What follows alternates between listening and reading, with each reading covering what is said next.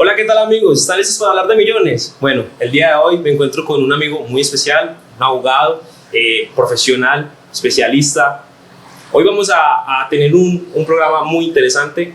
Espero que lo puedan aprovechar y que al igual que yo puedan estar obteniendo toda esa información que desde el principio hay que aprender a construir. El proceso de emprendimiento es muy amplio y hoy tengo un especialista que tiene resultado, tiene un proceso muy bonito. Héctor, ¿cómo estás? ¿Qué más, hombre? Samu, ¿cómo vamos? Muchas gracias por la invitación y a todos los televidentes que no se pierdan esta gran charla que vamos a tener hoy. Gracias realmente por el espacio que me brindas. Realmente sé que tienes una agenda muy apretada y pues realmente a todos los empresarios que me brindan este espacio, enormemente agradecidos. Héctor, a mí me gustaría contarle al público tu historia, de dónde vienes, de dónde comenzaste, todo el proceso que tiene que ver con tu profesión y cómo ha sido ese camino. Y empecemos por lo normal, ¿de dónde eres? Bueno, Samu, aquí claramente pues todos los que me conocen saben que mis raíces son de Barrio Popular. Yo salgo precisamente de San Javier, la Comuna 13, el sector Barrio Instalado. Allí está toda mi raíz familiar, mi arraigo social. Nací, me crié allá. Tuve 12 episodios en mi vida cortos en ese proceso de crecimiento en ese territorio, y fue que por un año viví en Cartagena, de Indias, y después estuvimos viviendo en la ciudad de Manizales alrededor de otro año. Y ya el transcurso del resto del tiempo fue en la misma zona de la Comuna 13, donde, repito, tengo mis arraigos sociales y familiares, y aunque ya no estoy allí, es mi familia, es mi hogar. Bueno, ¿y por qué surgió o por qué pasó esa de moverte a Cartagena? Samu, pues mira, hombre, son de las cosas que uno en la vida le quedan guardadas en la memoria, porque fue un hogar que fue compuesto por padre y madre, pero en la mayoría de los hogares donde el padre no hace su tarea, fue nuestra madre la que se puso la tarea de hacer la gestión de héroe, junto con mis dos hermanas. Yo soy el hermano del medio, soy único hijo hombre, y ella se tomó esa tarea precisamente de criarnos. Y en esas dificultades que tenemos en ese proceso de la vida, pues ella, en búsqueda de oportunidades laborales, aquí en una ciudad de Medellín no tuvo esa posibilidad, y en una casa de familia la contrataron en Cartagena, después en Manizales. ¿En qué año fue eso? La de Cartagena aproximadamente en el año 2000, y después en Manizales en el 2002, 2 años después. Y lógicamente ella nos llevó, por allá alquilamos dos apartamentos con mis dos otros hermanos, y ella trabajando, para tenernos allá al ladito, trabajar, pues hizo el ejercicio. Inclusive de allá de Cartagena me traje las raíces de costeñas. Yo soy también cantante de vallenato, tengo un grupo vallenato musical. ¿Te gusta mucho el arte y la música? Y desde ese momento precisamente se me arraigó el vallenato. Interpreto el vallenato, canto en cuanto a los ídolos que son Fariolti y Diomedes Díaz. Y tengo un grupo vallenato precisamente que hago gestiones sociales, regalos, serenatas, o los amigos que a veces me llaman, o a veces también los contrato. Y ese es como mi otro escenario donde salgo de mi foco laboral y me distraigo con la música, porque ni siquiera cobro, lo hago es por vocación, me gusta. Sí, es una pasión que siempre has tenido ahí como presente. Entonces son los datos que uno, repito, le quedan a uno en el alma, porque si bien fue una situación muy compleja económica que teníamos como familia y nos tuvimos que ir, pues mira lo que me traigo, algo que se me encarnizó, que es la música. Sí, señor. Y hoy es gran pasión, repito, de mi otro escenario, que por fuera de mis preocupaciones y temas laborales, me encarto con la música. Y en ese momento en el que ibas creciendo, en que estuviste en Cartagena, en Manizales, y ¿cómo fue tu proceso de crecimiento literalmente? Ya sé que pues obviamente con una mamá haciendo el papel de héroe, de papá y mamá, ¿qué hacías tú? ¿Qué te divertías? ¿Normalmente qué hacías? Bueno, ¿cómo pasaste esa infancia? Lo que yo recuerdo más de mi infancia es precisamente que dos cosas, donde yo de alguna manera me destaqué o me destacaba la gente, ¿cierto? Siempre fui un niño muy de casa. Poco disfruté la niñez porque pues, no salía tanto así como hacen los niños a salir a jugar afuera, que escondidijos, esos juegos pues. Y era muy de casa y a veces los mismos amiguitos me estigmatizaban, esos niños como bobo, ¿cierto? Pero eso también logró que yo empezara a tener cierta formación en saber cuidarme también, de alguna manera, en todas esas cosas que externamente en la calle se ven. Y así mismo fue que empecé también a canalizar ese cuidado a través de la educación, porque saliendo aquí de Medellín para esas dos ciudades, yo nunca desde el primero de primaria pagué una matrícula, precisamente porque me destacaba en primer lugar como estudiante. Eres inteligente. Y bueno, la inteligencia la tenemos todo, lo que pasa es que algunos la aprovechamos, que es diferente, ¿cierto? Y resulta que en ese escenario pues me trasladan a otros colegios por allá en esas ciudades y me fue difícil, lógicamente porque es una cultura totalmente distinta, pero en poco tiempo logré adaptarme y volví a obtener los mismos resultados, ser el mejor estudiante en los colegios. Por ahí tengo certificados inclusive viejos de por allá. Lo que pasa es que en ese momento, sí, cuando regreso otra vez a Medellín, otro momento bonito que me marcó, es que en la institución donde yo hice mi primaria, que es la institución educativa Pedro J. Gómez, hoy es la sede de Eduardo Santos. Un saludo allá al director Manuel, a la coordinadora Susana, que son parte de mi formación. Había una profesora que se llamaba Grisela, que era la coordinadora en ese tiempo. Cuando yo regresé, fueron a buscarme el puesto y no me aceptaron porque estaba sobrecupo. Pero yo no creí que yo iba a sentir eso. Lo cierto es que cuando mi mamá llega y me dice no hay cupo, yo me pongo a llorar. Y me pongo a llorar porque yo no veía otra, o sea, ese era mi centro de atracción allá. Sí, lo que para muchos niños se divierten jugando play, poli en su época y ese tipo de cosas, creería yo que para ti era el estudio completamente. Exactamente, es como una cosa extraña. Me enfoqué en el estudio y me enamoré del estudio. Y desde niño empecé precisamente a sentir esa pasión por el estudio. Y es allí donde, cuando no me dan ese cupo, me pongo a llorar. Pues mi mamá conmigo se va para la Secretaría de Educación a poner una tutela. Me recibieron como a los 3 días, pero ciertamente no había cupo. Ni pupitre ni silla. Me senté en el piso alrededor de 15 días recibiendo educación en el piso. Y no quiero venir aquí a recitar a esos personajes históricos de Colombia que tuvieron que ver clases desde la ventana, pero eso existe. Y yo sé que en Colombia eso existe todavía, porque tenemos, digamos, en la cobertura educativa situaciones complejas de cómo están recibiendo la educación los jóvenes, los niños. Y a mí me tocó, por falta de cobertura, recibir 15 días de clase en tercero de primaria en el piso, pero era fascinado, apasionado. Y desde ahí, mi hermano, pues atájenlo, porque el crecimiento fue eso. En ese gusto y en esa pasión que tú sentías por el estudio, ¿cuál era la materia con la que más te identificabas o cuál era el área por el cual tú encontrabas más atracción? Hermano, siempre me alineé, me llamaba mucho la atención las ciencias sociales. Pues algunos amigos hoy por hoy dicen, ¿por qué no inmiscuí en las ramas de las políticas? Yo también iba a preguntar eso. Todos somos políticos, ¿cierto? Y nuestro escenario de relaciones, y hoy en el punto donde estoy del empresarial, se necesita la política, pero no hago política. Aún somos políticos. Tengo mis ideales, tengo mis principios políticos, tengo mi filosofía política, pero me reservo pues eso porque puntualmente en el envolvimiento de la sociedad, del empresarial, de la familia, de las amistades, de las relaciones sociales, pues uno juega con política, ¿cierto? Resulta que allá en las ciencias sociales siempre me destacaba, en las matemáticas fui muy cobarde. Como las matemáticas en ese tiempo me iba mal, en este tiempo hoy en el inglés.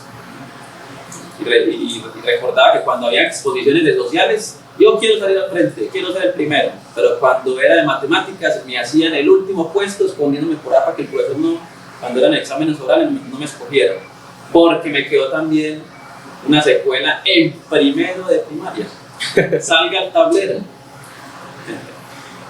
Una suma ahí que me puso la profesora. No estudié ese día. Bien mío, eso queda con las matemáticas. También era un niño muy tímido, a pesar de ser destacado en la educación, he sido tímido de alguna manera. Y ahí en ese tablero, mi hermano, pues mientras iba yo escribiendo, había un compañero que llamaba David, compañero inclusive y amigo de la cuadra, del barrio, y él se sentaba por atrás. Y él me decía la operación, pero yo no la entendía, me hacía la mímica con la mano, con la boca, yo no la entendía. Lo cierto es que colapsé tanto que solo escribí 2 números y cuando me miré los pantalones hice pipí, me oriné. ¿En serio? Textual.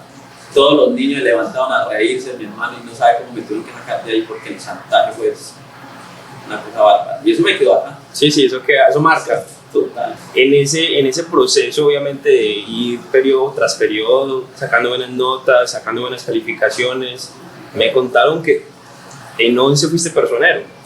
Sí, como te decía, en ese proceso educativo nunca pagué una matrícula, precisamente porque me destaqué como mejor estudiante del salón. Todos los actos cívicos de la institución, siempre que habían actos conmemorativos para estudiantes, yo era uno de los que encabezaba la lista, nunca fallé. Solo que en el proceso también uno ya a pasar de la niñez a la juventud, de la adolescencia, se van agregando también ciertas cosas que uno va cogiendo también de la sociedad, de las amistades. Pero resulta que en décima, en ese proceso de transición de la Pedro J, que hoy es la sede de Eduardo Santos como sede central, no había ya 11, entonces me tenían que trasladar a la sede principal de Eduardo Santos, Unión Educativa Eduardo Santos. Y en ese proceso se da también un cambio quebrantal, estructural, porque son 2 culturas totalmente diferentes. Y resulta que en ese proceso, hermano, yo ese primer año de décimo que hice en Eduardo Santos, entré fue precisamente a buscar cómo encajar en ese entorno, en esa cultura de los compañeros. Y fue difícil porque no logré en un año hacerlo. No, fue tanto que tuve que faltar muchas veces al colegio, a clases. Y a eso se suma mi primer momento de enamoramiento, que me decía entre la noviecita que se quedó en la Pedro J estudiando, no vaya a estudiar, vámonos para la casa o qué, sacan la Pedro J, y me quedaba y no iba. Tuviste como una época de rebeldía estudiantil. Exacto, como tratando de buscar desde ese modelo, ese medio, aceptación, porque era una cultura diferente.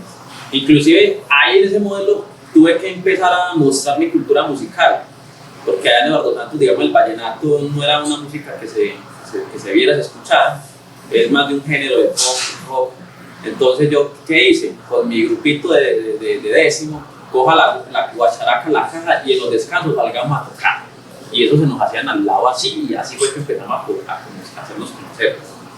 A mostrar el talento que había en el grupo. Te resulta, mi hermano, que ahí fue precisamente que en ese enamoramiento se acoplaba más la cosa, pero como mi mamá ya estaba acostumbrada a mi madre no tenía que ir a recibir notas en ningún periodo, sino a final de año, porque simplemente era decirle felicitaciones, nunca tuvo que ir, un pelado excelente, y tenga aquí los certificados de mejor estudiante. Y ella era encantada, toda titina, se iba a que la aplaudieran todos los papás, todo orgulloso. Pero usted no se imagina cuando en diciembre para ir a recibir las notas de ese décimo, ella iba titina, iba con su pensar de que vuelva a aplaudirla. Resulta que yo me quedé ese día en la cama, mi mamá me decía, ¿cómo te fue este año, mami? Usted ya sabe cómo me ha ido. Le dije mentiritas. Me quedé en la cama en la mañana y ella se fue a recibir las notas. Pues cuando regresó mi hermano, entró en esa puerta, la casa con los ojos hinchados, llorando. Cosa también. Otro momento que me marca. ¿Por qué me hiciste esto? ¿Cómo me haces pasar esa vergüenza? Claro, como la tenía acostumbrada, ella no esperaba eso. Pues le dijeron, vea, su hijo perdió el año, y no porque no sepa, sino porque el 80% de las clases no vino. Ahí donde me dijo, ¿qué pasó? Yo le expliqué, madre, Me enamoré por primera vez y segundo, todo ese entorno cultural me dio difícil, intenté entrar, adaptarme, no fue fácil y eso fue la consecuencia de las notas. Lo cierto es que estaba tan dolida que me dijo, primero y última vez, ya no contás conmigo, vea qué va a hacer usted para que siga por su proceso académico. ¿Qué sentiste en ese momento? Uy, hermano. Pues yo me imagino que el llanto y el dolor que ella recibió allá en ese momento me lo trasladó a mí. Porque precisamente yo siendo un pelado, un niño de hogar, de casa, yo me he sido de fiestas, ¿no? Pues no es. Y siempre me destaqué por eso, del niño en la casa y sobreprotegido por esa mamá que era mi papá y mi mamá. Yo adoro a mi papá, lo amo, a pesar de que ya no está con nosotros. Hay un símbolo de amor de mi papá muy importante en nosotros, a pesar de que no tuvo esa responsabilidad económica, material, como dicen hoy. Siempre hubo amor. Pero ese respaldo de amor y ese resto de trabajo material o laboral o económico lo hacía mi mamá. Y sentí, hermano, que me abandonaron. Sentí que quedé solo. En ese momento se me salió de mi alma y le dije, madre, textual, esto no es una mentira, esto es una palabra real. ¿Qué le dijiste? Si usted me da la última oportunidad, o es la última, se lo prometo que vuelvo y tomo las riendas de ser el mejor estudiante. Quiero seguir siendo el líder de la institución como lo vi en la Perogota, ahora en el Valdezano. ¿Ella lo sabía? Sí, lógico. Y le prometo que seré un profesional. Y también seré galardonado con usted. En silencio me dijo, demuestre. No me dijo más. He ahí que seguí mi segundo impulso. Repetí décimo, allá en Eduardo Santos. ¿Todo el décimo? Todo el décimo. Lo repetí. Quedé como mejor estudiante del décimo. Pasé a 11. En las elecciones de 11 quedó como histórico en la institución como el estudiante para candidatura de personería más votado y mejor votado en la historia de la institución. A hoy, 2024, 2009 fue mi elección como personero. Ya ahí, pues, aunque no eres un político, digamos que de alguna forma un personero en un colegio tiene que ejercer la política. Exactamente, total. Y logré finalizar el 11, entonces siendo mejor bachiller, siendo personero y con una beca que me dio la oportunidad de hoy ser abogado para estudiar entonces Derecho en mi bella máter, un aula, la Universidad Autónoma Latinoamericana, que me recibió precisamente para estudiar la carrera de Derecho. No siendo claro que por aquí voy a mencionar a Manuel, el rector, Manuel López, gran rector, a Carlos Correa, que fue mi profesor coordinador de la institución educativa Eduardo Santos en 11. Ellos dos fueron mis formadores desde ese momento que mi vida se parte en dos, precisamente porque cuando sale del colegio entiende que ya la vida cambia. Y ambos me dijeron, ¿qué vas a estudiar con esa beca? Y yo no voy a ser profesor de licenciatura en ciencias sociales, porque te recordás que te dije que las ciencias sociales siempre me han movido. No, señor, eso no es lo tuyo. Estudia Derecho, ya hiciste el ejercicio como personero, te respalda aquí la institución. Y mira esos compañeros estudiantes, la votación que sacaste y el ejercicio que hiciste como personero nunca se había visto en la institución porque lograste organizar un comité de personeros de cada salón que nos dio la obligación a nosotros como institución generarte una oficina. ¿Usted como personero tenía oficina en el colegio? Me pusieron oficina con 6 computadores y 6 estudiantes, coordinadores de personería, y por cada salón puse un líder que hiciera parte del colectivo de la personería, identificados con su carnet. Y en esa gestión de personería muchas cosas logramos, como lo que es hoy el transporte público que tienen los estudiantes de ese colegio, que desde 2009, cuando hubo un momento muy difícil para nosotros como líderes de la institución y líderes de comunidad, con el asesinato de Colacho, el rapero de la Comuna 13, que hoy muy mencionado y que hoy ejerce precisamente una fundación que se llama Corporación Colacho, que fue estudiante de la institución. Y fue mi primer momento donde yo entendí que mi ejercicio como líder fue difícil, precisamente porque cuando yo salía a los medios de comunicación siendo un líder, reclamando justicia por el asesinato de ese líder, Créame que a la media hora tuve una amenaza. Y esa amenaza me costó a mí que tuviera que salir de la institución por 2 meses en un hogar de paso, o un lugar mejor de paso, con protección, mandándome libros, información académica por medios digitales para poder seguir estudiando, porque la amenaza fue directa precisamente porque yo era, después de Colapso, el líder más visible ahí en esa institución, y conocí puntualmente cómo fue la situación de su homicidio, que fue una cosa Te tocó ver. O sea, casi que nos tocó ver porque estábamos en el salón de clase, a él lo asesinan allá afuera del parque del colegio. Nosotros escuchamos los disparos, cuando llega el rector llorando a tocarnos la puerta de Héctor, venga, personas acaban de asesinar a Colapso. Salimos todos, mi hermano, bloqueamos esa calle, no dejamos pasar carros, mandamos a llamar medio a la institucionalidad, y yo lideré eso.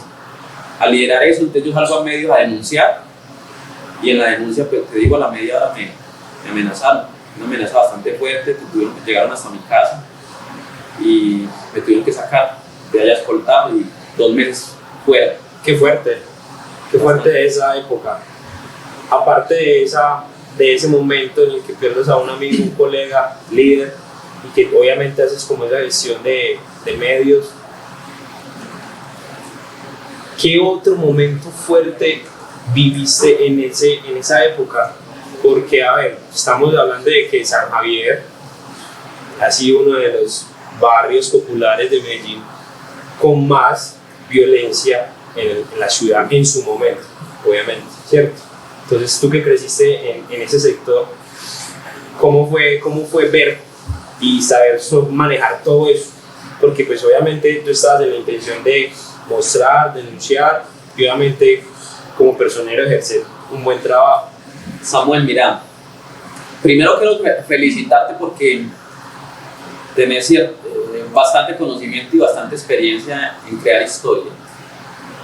Y créeme que en el seguimiento de las preguntas que me estás haciendo llegar a los momentos puntuales sin perder, ¿cierto? Ninguna etapa en esas historias. Y ahí a esa pregunta quiero hacer un paréntesis para que aquellos que nos escuchan, nos ven, no se vuelva algo repetitivo, precisamente que muchos vivientes de la historia de San Javier, de la Comuna 3, que algunos son líderes, otros son ciudadanos del común, otros quizás son empresarios, también emprendedores como nosotros, pero que bajo estas cosas como los medios de comunicación, como las oportunidades que se presentan a través de medios digitales de visibilizarse, vuelven y le hacen la media lunar de esa historia que le tocó a ellos, me tocó a mí, le tocó a muchos. Y que en este momento que voy a tratar de responder esa pregunta, quiero también hacer, para cerrar el paréntesis, ser claro. No me gusta vivir del estigmatismo.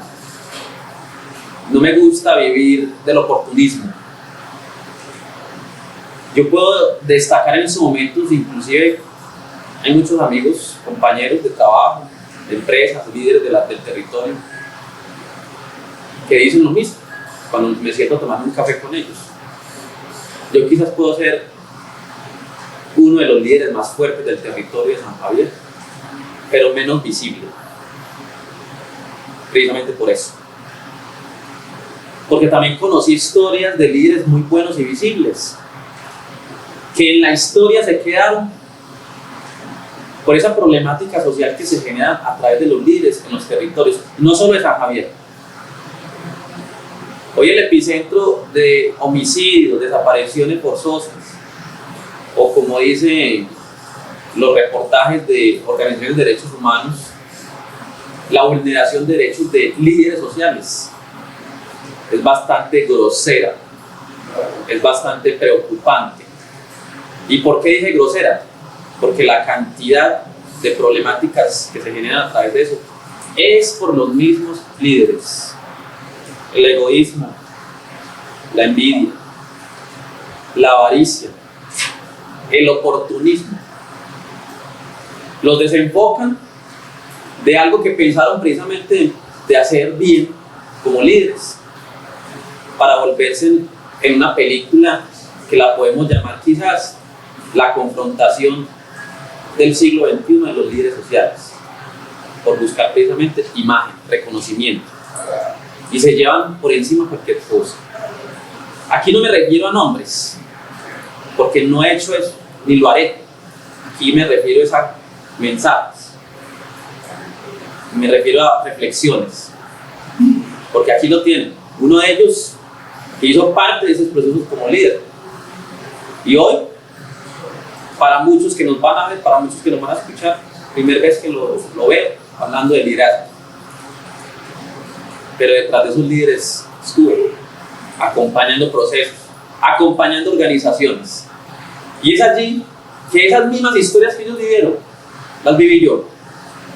Mi familia en ese proceso de conflicto de la 13 tuvo un proceso bastante complejo, porque mi familia en ese proceso le decían la familia la saga. Hay una novela que la llaman, la dieron en el canal Caracol, que le decían la saga, que precisamente como el enfoque o la dramática de esa novela era precisamente una confrontación violenta entre dos familias. Y así fue mi familia, mis primos más que todos. En esa guerra que hubo allá, pues algunos primos tomaron las riendas de ejercer las armas a través con organizaciones como el paramilitarismo y otros con las guerrillas. Y sabe, mi hermano, que ese fenómeno llegó a que los mismos primos se asesinaran. El último primo que quedó vivo lo desaparecieron. Hoy hace parte del colegiado de víctimas desaparecidas de la Comuna 13, que no se saben de los restos, no se saben de su historia, cómo quedó, pero él hacía parte de esos grupos, y que hoy la mamá no ha sido indemnizada, no ha sido reparada, y tampoco se sabe nada de él. Lo más lamentable de esa historia es que uno de los primos que fue asesinado en esa historia, antes de morir, en una reunión familiar, nos dijo, pidiéndole perdón a la mamá, o sea, a la tía, a la mamá del primo, que él fue el que cometió ese homicidio y esa desaparición. Qué fuerte. Eso es muy fuerte. No, pues imagínate cómo fue la reacción de la tía, imagínate cómo fue la reacción de la mamá. Nosotros quedamos en shock, porque se veía para ellos algo tan natural, precisamente por ese epicentro de violencia que pasaban la 13, tantas cosas, hermano, que se volvía como el día a día, y la gente naturalizó los actos y las acciones de violencia, tan naturales que mira que en un acto de reunión familiar, un primo llegara a dar el testimonio que él hizo eso. Fuerte. Me comentaste que tu rector, tu coordinador del colegio fue el que te motivó hacia parte de la carrera de Derecho. Sí. Estudiaste en la Universidad Autónoma de Colombia, muy buena universidad. ¿Qué es lo que más recuerdas de ese proceso estudiantil, ya el proceso de aprender del derecho? Bueno, Samuel, mira, cuando yo ingreso entonces a la universidad, pues también era mi sueño tratar de estudiar en una universidad pública, ¿cierto? La Autónoma no es una universidad pública, es semi-privada. De lo público a lo privado, pues yo creo que la diferencia no lo hace que aquella sea pública o privada. La diferencia la hace la formación, o la adquisición mejor de la formación que usted va a obtener. También fue un momento que al principio se me pareció al escenario que tuve que vivir con mi proceso de bachillerato en Eduardo Santos, porque al pasar a una institución universitaria semipública, pues su gran mayoría son su público son de estratos altos. Lógicamente ya hay estratos bajos, porque somos los que estamos normalmente becados, aquellos que trabajan fuertemente y se pagan sus semestres. ¿Y cómo logras esa beca? ¿Te becaron, cierto? Sí, claro. ¿Fue por las pruebas del IFES o simplemente por buenas calificaciones? Mira, que ahí es donde viene la conclusión. Se logró a través del rector Manuel conseguir esa beca. La gestión de él como rector logró hacerme esa gestión y logramos conseguirlo. Pero entonces te decía precisamente que en ese público estudiantil de la Autónoma, pues su gran mayoría son estratos pudientes, resaltando la gran labor también que quiero hacer claro aquí de la Universidad Autónoma, que tiene una gran oferta institucional, administrativa y financiera para que las clases populares, estrato 1, 2 y 3, también hagan el ejercicio de educarse allí. Descubrí que tienen un sentido social muy importante, unas alianzas estratégicas con instituciones privadas y públicas para poder permitir que la inclusión a la educación de esos estratos en una universidad semi-privada se pueda hacer, y la autónoma es piloto, es pilar en ese sentido. Pero entonces yo también entro también con una situación allá, con esa cultura de esas personas, de esos compañeros de clase. Y mi hermano, pues mi primer semestre fue con los jóvenes, porque yo escogí pues, un pelado que apenas estaba estudiando y no trabajaba. ¿Qué edad tenías cuando entraste a la universidad? Yo me gradué a los 21 años del bachillerato. O sea, tenía 4 o 5 años precisamente atrasados. Sí. Y esos 4 o 5 años atrasados se sumaron por los viajes a Cartagena, a Manizales, por la no inclusión que tuve en el momento que quise volver a incluirme mientras me organizaban eso, y el 10º que perdí por allá al finalizar. Y es así, Samuel, que entonces en ese ejercicio vine a estudiar con los jóvenes, los más pelados, los pelados que habían terminado su bachiller y entonces ingresaban a la universidad. Vi un público bastante difícil, porque entonces me tocaba de 8 de la mañana a 12 del día unas clases y de 2 de la tarde a 4 o 6 de la tarde otras clases. Pero vi ahí una situación, hombre, compleja, porque no aceptación, no, este no es de nuestra cultura. Hay mucho, lo estigmatizan a uno mucho Bastante. Cuando ven, porque yo ya estoy en la universidad y te puedo decir, pues a mí no es que realmente me apasione el estudio, soy una persona que estudia mucho, demasiado, me gusta mucho leer, aprender, hacer relaciones para adquirir información y experiencias de otros, ¿cierto? Pero hay mucho, se estigmatiza mucho a la persona de bajos recursos que entra con un sueño a una universidad. Así es. Y eso nos genera secuelas a los que venimos de ese proceso de buscar aceptación, porque lo que yo estoy diciendo y creo que estoy repitiendo mucho, eso son secuelas. Eso no es porque sea únicamente parte de la historia, eso son secuelas, y que en esos espacios precisamente uno llama a la reflexión, a los que están viviendo eso, pero también a aquellos que están identificando ese tipo de público, de amigos con los que se están relacionando, que de pronto no los vean muy asertivos, inclusivos, de participar en sus entornos, pues busquen ese tema de aceptarlos, de articularlos, de juntarse. Porque ese problema que pasa hoy con los niños del bullying, eso viene de por allá. Sí. Ahí se están fijando de las cosas. Es muy fuerte ese tema.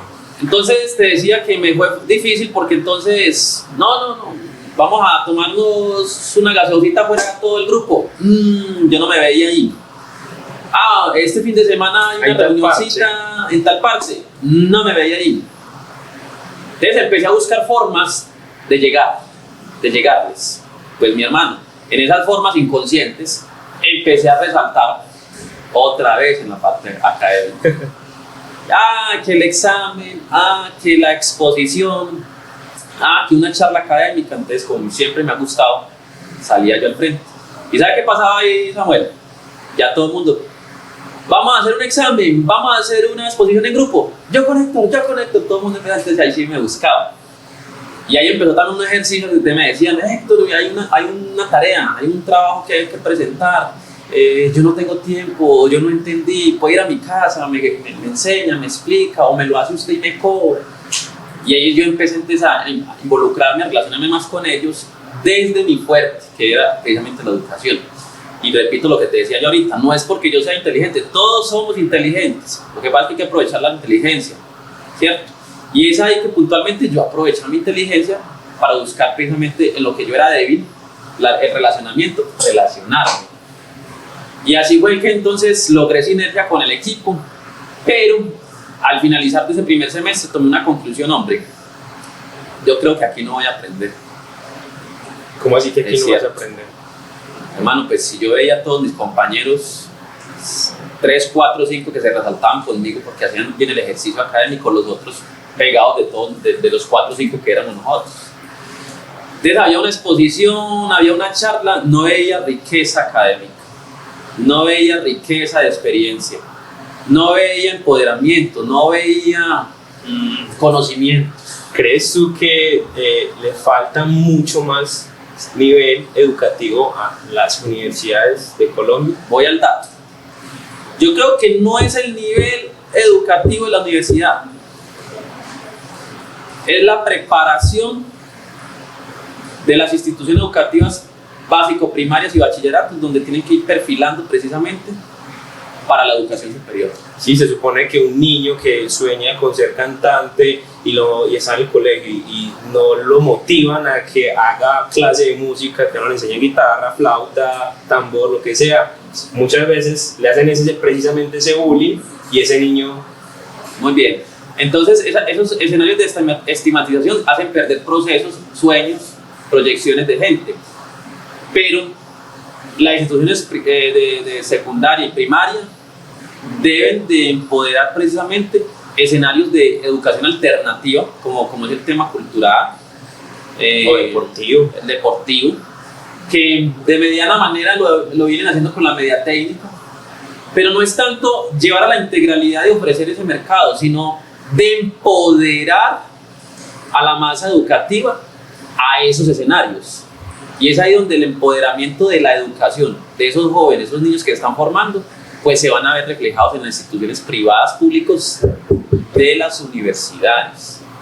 Y después de las universidades, entonces vamos a tener un público preparado para ir a ejercer las labores del país.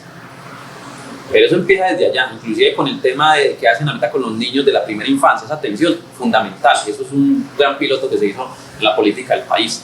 Entonces te decía que tome la conclusión. Yo no sigo aquí por esas razones. ¿Sabe qué hice? Me fui a estudiar segundo semestre de noche y en la mañana, de 6 a 8 de la mañana y de 6 a 10 de la noche. ¿Quién era el público que estaba ahí? Claro, el que yo necesitaba, el que a mí me gusta, porque también los amigos míos de alguna manera me han estigmatizado, me han hecho así, porque como no me gusta el reggaetón, no me gustan las fiestas, entonces ellos dicen, este es anticuado, este es un viejo, este man lo lleva a un parche y más bien caga eso. Entonces, ¿qué hice yo, mi hermano? Pues hice lo mismo, lo que me gusta a mí, relacionarme con gente de experiencia, con gente adulta, mayor, así me ven. Y claro, cuando llegué a ese segundo semestre, gente ya muy adulta de 40, 30, 50 años estudiando Derecho. Pero cuando ustedes veían las hojas de vida, estaban haciendo su segunda, tercera carrera. Algunos ya tenían sus propios proyectos empresariales. Otros tenían ya otras experiencias en empresas donde fueron representantes legales, gerentes. Esto, esa riqueza era la que yo estaba buscando. Claro, querías... Total. Empiezo yo en mi escenario también, digamos, al principio, distantes, porque entonces ya no la distancia era por la cultura, ya la distancia era porque es que estoy muy pelado y nosotros estamos muy viejos, como el pelado de pronto no hace nada, el pelado no sabe ni lo que quiere.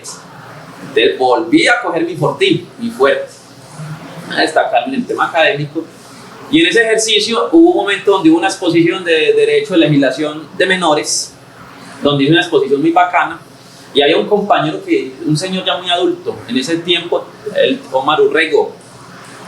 Saludos para Omar Urrego. Ya enseguida también les quiero concluir que Omar Urrego al final se convirtió, después de compañero, en mi primer patrón de mi experiencia laboral. Okay.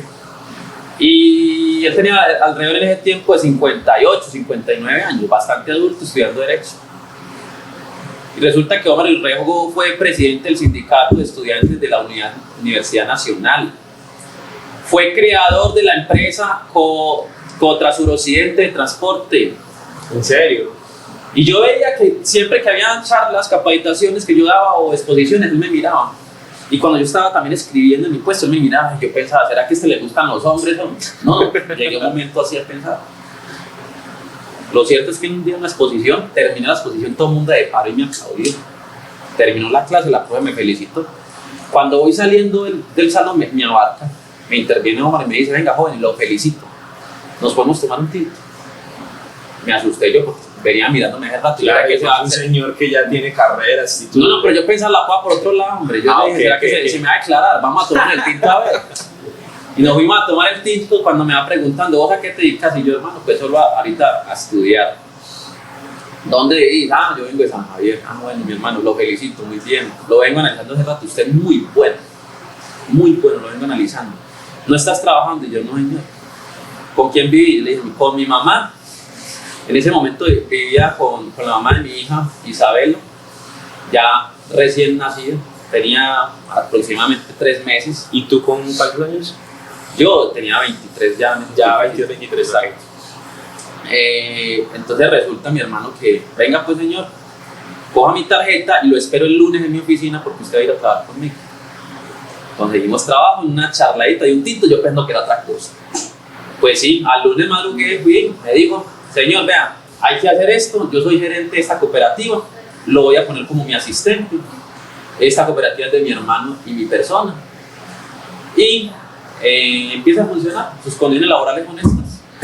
Mi hermano empezó a trabajar, duré 5 años allá con él, me ascendieron como coordinador de asesores de ventas. ¿Qué fue lo que más te gustó y lo que menos te gustó de esa experiencia de esos 5 años de estar trabajando? Bueno, para... lo que menos me gustó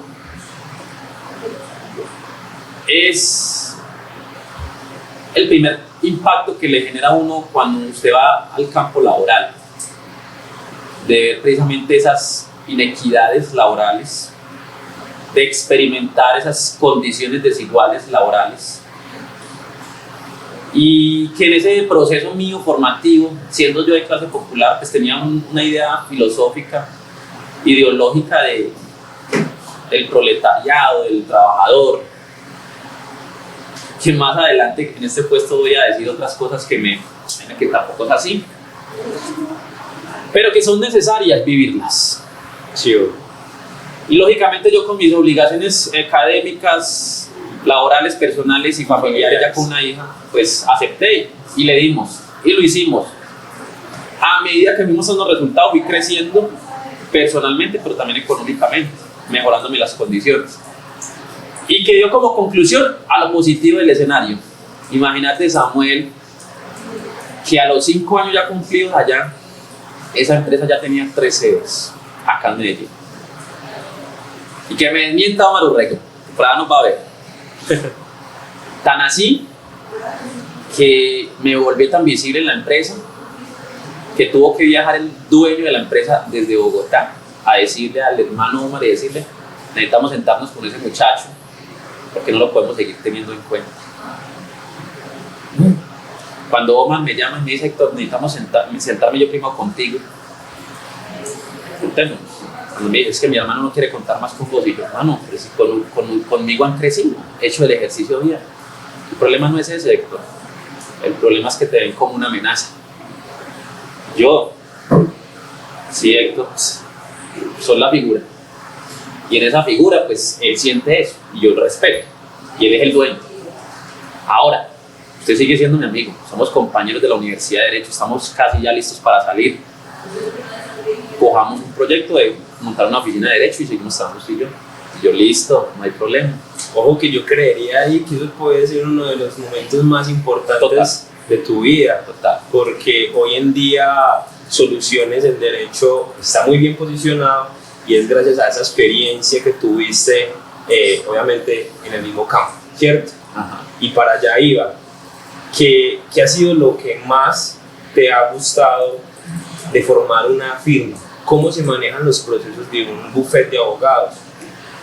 Después de haber tenido la experiencia de segundo momento con Omar de montar una oficina de Derecho, aprendí del derecho mucho, porque ya tenía mucho conocimiento en 5 años estudiando con gente adulta, pues resulta que ya tenía mucho conocimiento y como era dedicado al estudio, pues yo inclusive era de esos que me quedaban a la madrugada 2 y 3 de la mañana estudiando para no salir a farrear, como decían por ahí. Muy bien preparado, me gustaba. Madrugar a las 6 de la mañana, 2 horitas solo de... Yo sé que muchos hicieron eso, ¿cierto? Y esa fue mi experiencia inicial laboral con Omar en una oficina de Derecho, donde ya resulta que Omar, viendo el perfil mío, empezó con su experiencia ya de adultos y de compañeros empresarios. Tengo un abogado muy bueno y si necesitan montar procesos, a conciliaciones, hacer gestiones laborales jurídicas, vayan a nuestra oficina. Pues me cogieron, fue mi hermano como si yo fuera el abogado de todos. Ellos firmaban, ellos hacían sus cosas y yo montaba todo. Yo citaba a los clientes, cerraba el negocio, les explicaba el procedimiento y ellos se dedicaban simplemente a representarlos ya en las actuaciones de ahí en adelante. Ahí fue que yo experimenté lo que hoy es Soluciones en Derecho. Los 7 líneas de servicio que tiene hoy Soluciones en Derecho fueron 7 líneas de servicios que a título propio yo en ese momento lo viví, lo experimenté, lo estudié, lo ejecuté laboralmente y que vi que era proyectado a algo ganador, porque eso me llevó a un tema que fue mi primer momento en mi experiencia semiprofesional de coger estatus socioeconómico, porque me fue muy bien. Bueno, para allá iba. A mí me gusta hablar de millones y siempre lo digo en cada capítulo que este es un espacio para aprender de personas que tienen resultados, que tienen éxito, que ya saben manejar el billullo, como se dice, ¿cierto?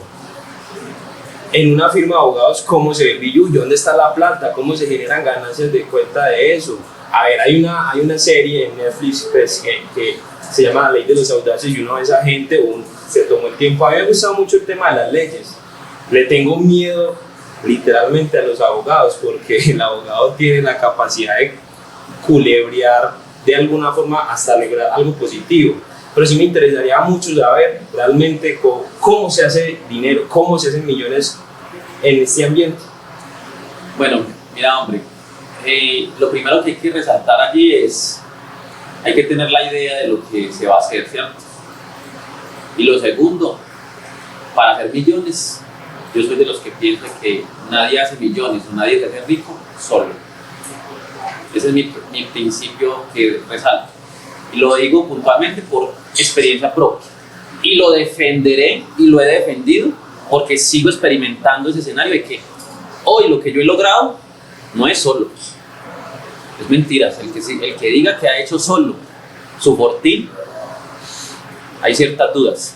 Porque lo que usted decía, no, es que el abogado es muy habilidoso y hace eso y que la gente le tiene miedo. Pues yo también diría de la otra contraparte. Es más miedoso tener congresistas, senadores sin preparación en el derecho, que tengan otro tipo de preparación y legislando. Qué miedo. Y de hecho se ve. Por eso hay tanta corrupción. Ese es el escenario real. Entonces el problema no es el abogado. El problema no es el sistema jurídico. El problema no son los jueces como tanto lo sacan en los medios de comunicación de canales de noticieros, que es que acogieron a aquel y lo soltaron. No es el problema. El problema es el sistema legislativo que le montan a la educación, a la jurisdicción del derecho, a lo que hoy tenemos en este momento, la ley del transporte, a través del Ministerio de Transporte. No es problema de los abogados, los abogados precisamente estamos formados, es para que a través de lo que ellos están legislando, interpretemos y apliquemos. Pero qué dicha sería que los abogados tuvieran la oportunidad de ser los legisladores, porque precisamente el derecho no está llamado a decir lo que está ahí escrito. El derecho está llamado a interpretar en la solución de los conflictos permanentes, en el desarrollo constante de la sociedad y las problemáticas que van saliendo para resolverlas. Y es por eso que el abogado habilidoso, el buen abogado, tiene que estar bajo esa línea. Y son pocos. Y de las Priella, por ahí decía que le tiene más miedo a un tinterillo que a ese abogado que se formó con todos los cartones. No sé por qué. Wow. Doctor, ¿cómo es el día a día de un abogado que desempeña su papel? Pues mi hermano, yo no sé si usted de pronto ha ido, se ha parado en la Alpujarra viendo de abogados entrando con un poco de... Los veo todos encachacados, eso sí, bueno. Todos los veo encachacados. Y le voy a decir algo, me he visto así porque cuando yo dije que cómo crecí, cómo llegamos a construir soluciones en derecho, cómo vamos a hablar de millones, yo lo dije, yo no lo hice solo. Y por allá en esa historia que te comenté desde el colegio, conocí a un amigo que por aquí no está, por acá está sentado mirándonos. Y precisamente allá, visitándonos al colegio, porque ni estudiaba allá, se conoció conmigo. Y desde ahí empezamos a ser amigos, iba para mi casa a jugar play, siendo un pelado de una familia pudiente, muy bien formado, siendo de otra cultura diferente al barrio mío, se adaptó con nosotros y nos iba y nos visitaba por allá y se metía por allá a gaminear como pelados. Y en ese crecimiento personal como amistad, también me fue viendo como un líder y yo también lo vi creciendo como un proyecto de vida más adelante, porque sé el perfil de formación que su familia le estaba dando. Después de que yo me gradué en el 2009, perdimos la comunión, pero no porque quisimos, no, porque él también se enamoró, hizo su hogar, yo también ya venía en el proceso de formación, hice mi hogar, y él se fue a vivir a otra parte. Escasamente teníamos comunicación por una llamada, escasamente.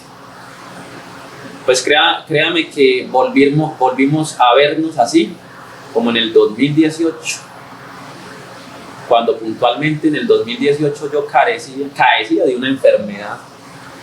¿Estuviste enfermo? Sí, ¿sabes? O sea, yo era soy todavía tan enfermo a la educación y al trabajo, que yo me iba para la universidad, se me olvidaba comer, se me olvidaba almorzar, y mi mamá empacaba la coca, y como me la empacaba, llegaba a la casa con eso.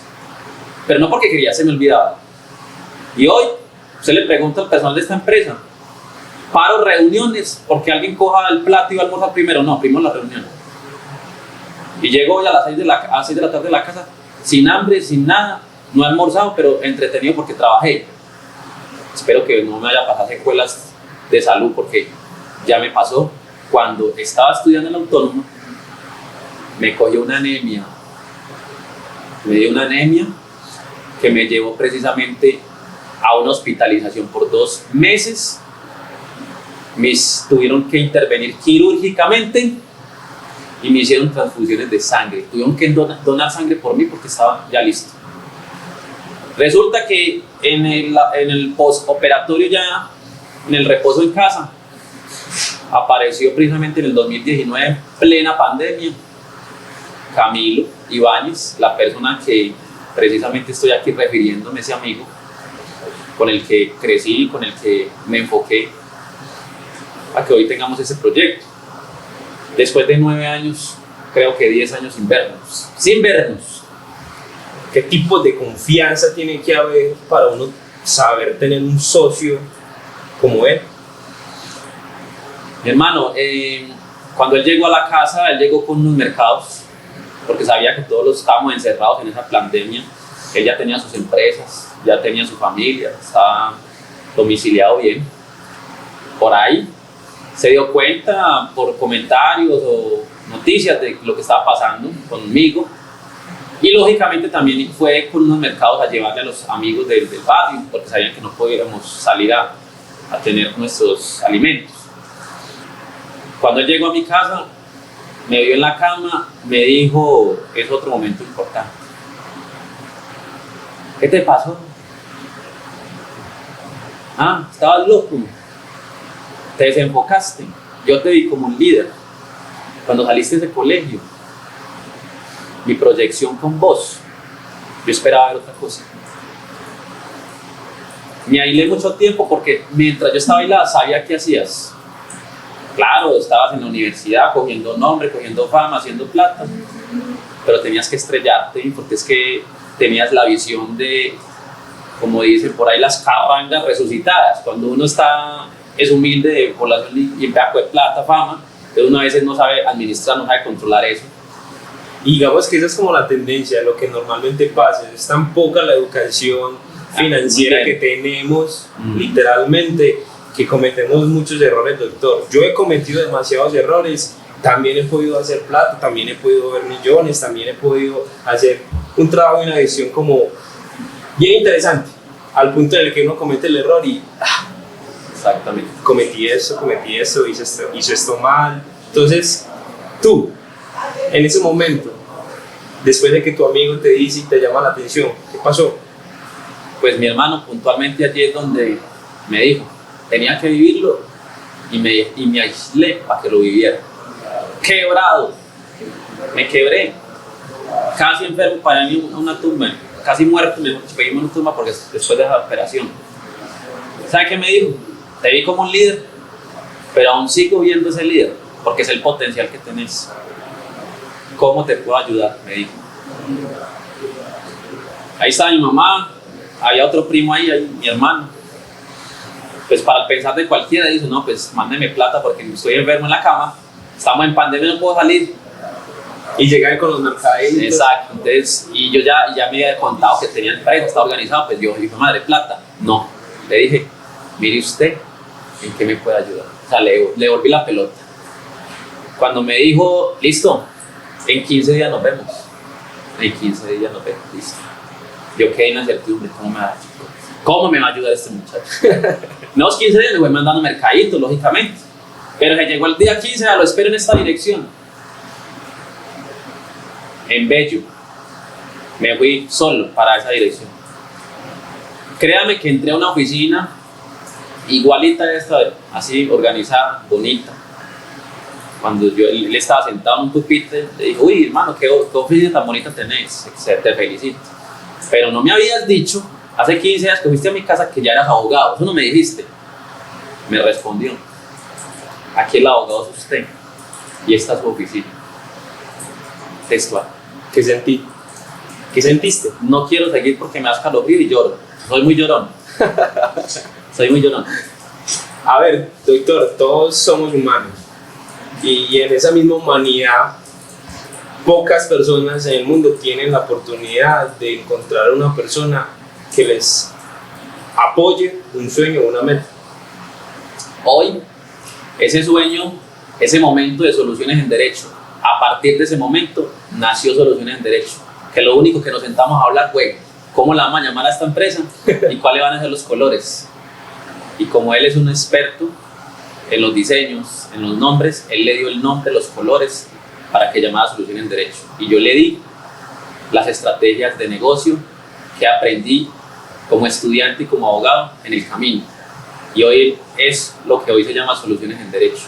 Sin desenfocarme como representante legal de esta empresa y como empresario en lo que desde niño me enfoqué y fue mi vocación, un líder social, y que hoy hago parte precisamente de una organización internacional llamada la Human Rights para Colombia de Derechos Humanos. Eres gestor de paz. Como un abogado en gestión de paz de esa organización. Felicidades, doctor.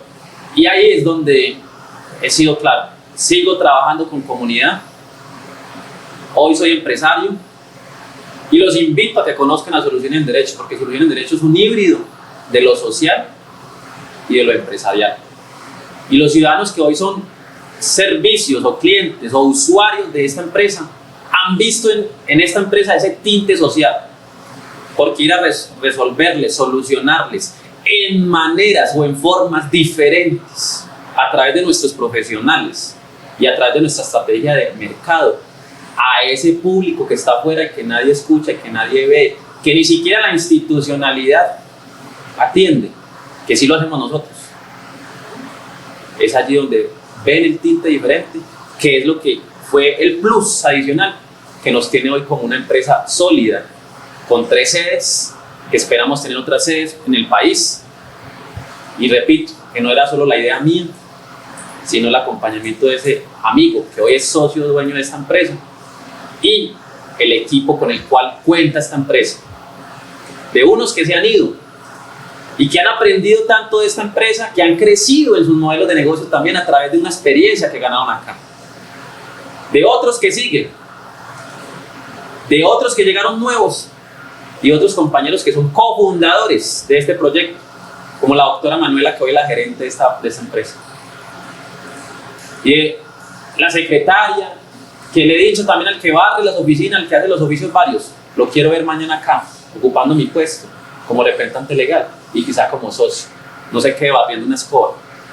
El crecimiento no es económico, el crecimiento empieza acá. Doctor, unas últimas 2 preguntitas como para ir terminando. ¿Qué tanto tuviste que leer para saber todo lo que sabes hoy en día? Tanto en vida, lo que significa la vida, vivirla, y como profesional.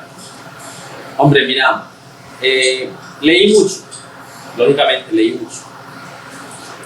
En la interpretación del derecho nos corresponde leer mucho. Pero creo que yo leo más la vida que los libros. De hecho, el socio Camilo me decía en estos días, por ahí el administrador, el auditor administrativo de la empresa te puso a leer un libro que llama, y que es que, ¿cómo es que llama? Recordame. La estrategia de la guerra. Nah, Y en estos 3 días últimos que he visto que te lo has leído, estás haciendo las cosas mal.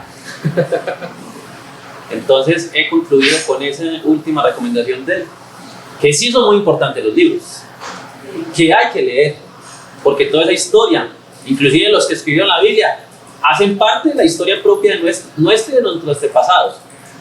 Pero repito lo que he dicho, los profesionales de hoy tienen que ser los profesionales del mañana, y esos profesionales son los que interpreten el futuro, son los que interpreten la vida, los que leen la vida. Y leer la vida es interrelacionarse y leer la vida y los comportamientos de cada quien y aceptar a cada quien tal como es y sacarle ese provecho a cada quien, de lo positivo a cada quien, y de lo negativo reflexione, hágalo reflexionar como mensaje de vida, porque usted no sabe si mañana esa persona que usted la ve abajo o arriba te necesita o tú lo necesitas, y eso ha sido parte de mi historia.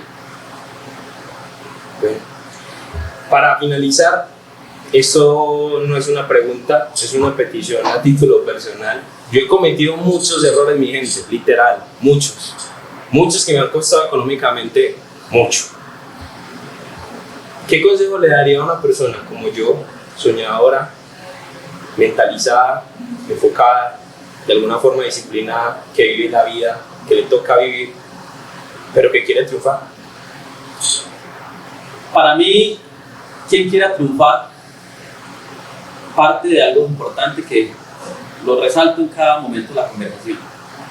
Nunca piense que vas a crecer solo, necesitas del otro. Y esa parte humana de mi crecimiento como líder social, como defensor de derechos humanos que yo soy de esta ciudad y del país, me ha llevado a relacionarme con el bueno, con el malo, porque pensar quién es bueno y quién es malo es algo también de interpretación. Cuando aquí el bueno puede ser el que se disfraza de cachaco con corbata, pero sus actos pueden ser malos. Y el malo es el que normalmente dice que se viste mal, pero sus actos pueden ser los buenos. Pero ¿cómo te das cuenta vos de eso? Cuando te acercas, te das a conocer, permitís conocer al otro, te relacionás, le decís, sumemos los dos, o sumemos los 3 o los 4. Entre es precisamente correlacionarse con el otro, porque precisamente en el mejor mensaje de la vida, vos no sabes cuándo vas a necesitar del otro, nunca solo vas a solucionar o resolver. Y ese es el único consejo que yo te lo diría a ti y a cualquier otra persona, que es un consejo más humano, que mañana se va a convertir en un proyecto empresarial o en un proyecto de vida, pero no nace como proyecto de vida, no nace como proyecto de empresa o modelo de negocio, nace como enfoque, como sentir o como principio de humanidad y de vida, de que usted conozca al otro y con el otro pueda construir. Ese es el mensaje. Doctor, realmente muy agradecido con su tiempo. Hoy me voy con un pensamiento más amplio de lo que son las leyes, de lo que ha sido su trabajo, y obviamente extenderle una invitación al público que nos ve a que si tiene algún problema por solucionar, soluciones en derecho, aquí está. Claro que sí, aquí estamos para resolverles. Mi gente, espero que les haya gustado este capítulo. Nos vemos en el próximo. Por favor, recuerden seguirnos, activar campanita, suscribirse, y recuerden que todos los jueves estamos grabando, entonces no se pierdan nuestro contenido. Chao, chao. Hasta luego, muchas gracias.